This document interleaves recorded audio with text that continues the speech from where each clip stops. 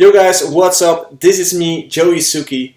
I'm bringing you some new value today, and today I wanted to talk more about something that I experienced when I was a DJ myself. I think this happened like 10 years ago, something like that, 12 years ago. But before we go into that, I want to bring you more up to date about what I've been doing lately.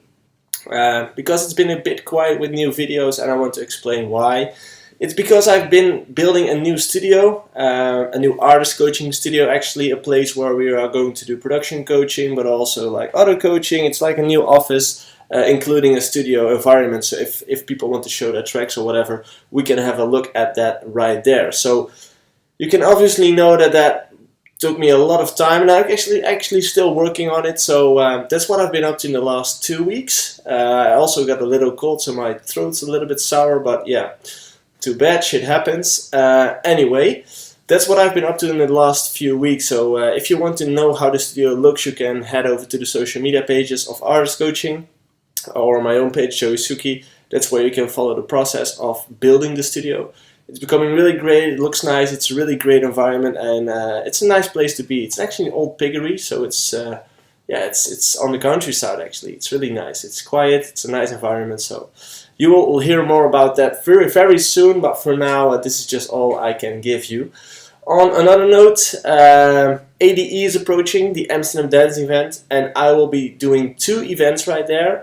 One of them is the Lunch and Learn, which is a more private event. You have to buy tickets. There's only 4 tickets, or no, 3 tickets left. Only 3 tickets left for a spot at the table. We're going to have lunch with a few people. I'm going to do a seminar in between, like during the lunch. And afterwards we will just have a drink with each other and see if we can network and find value for each other and maybe collect some collaborations or whatever. That's what we're going to do right there. So if you think this is interesting to you, if you want to know, if you want to get to know new people during ADE, you still have to eat, you know, so why not combinate, I'm not sure.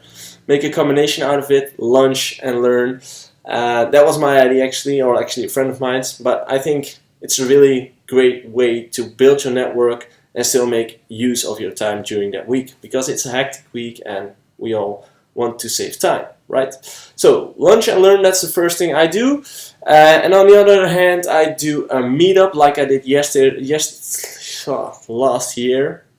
I will announce it on my social media, and we will do a meetup on the streets where we have a chance to just have a talk, make some pictures, do whatever you want, but I will announce it on the streets. It's a free event, so everyone can attend. So Lunch and Learn and the meetup. So feel free to join if you are in Amsterdam that week.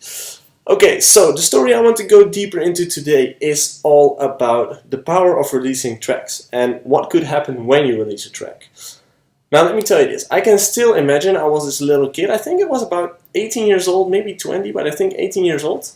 I was still living with my parents, and I woke up on this beautiful Sunday morning. I walked down and had some nice breakfast with my parents and my brother and sister, and I opened up the computer, and I think it was an old Windows computer. I just sat there, and I just had an email account for like 2 years, and I wasn't really comfortable with email yet, but I just checked my email every now and then, not like today every minute, but back then like once a day, maybe once every 2 days. So I went downstairs for some breakfast, and after breakfast I sat down to the computer, opened up my email, and I noticed there was an email from Mark Knight. Now, I was a beginning producer, DJ at that moment, so the fact that a big guy like Mark Knight, for those who don't know him, he has had a lot of big hits. He's the owner of Tool Room, the label, and the parties, of course, the brand overall. To me, he was just a big example of what I wanted to become at that time. So I didn't know him, I was a big fan of him, and I opened up my email and I had an email from him in my email box. So I was completely blown away. And I can still remember him writing me like, "Hey Joey, what's up? Just popping by to say that I've been playing your remix of Trip," which was a remix I released at that time on Spin-In. "I've been playing it a lot and it goes off, and let me know if you have some new tracks." So you can imagine what I did at that moment. I completely freaked out. Like I just lose my mind.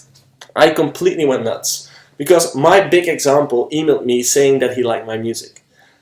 So what my point is with this, like from there, that's where I got in contact with him and we started emailing, and I actually did a remix for Tool Room from that. and I sent in a few of my singles at that moment, but they didn't really fit the label.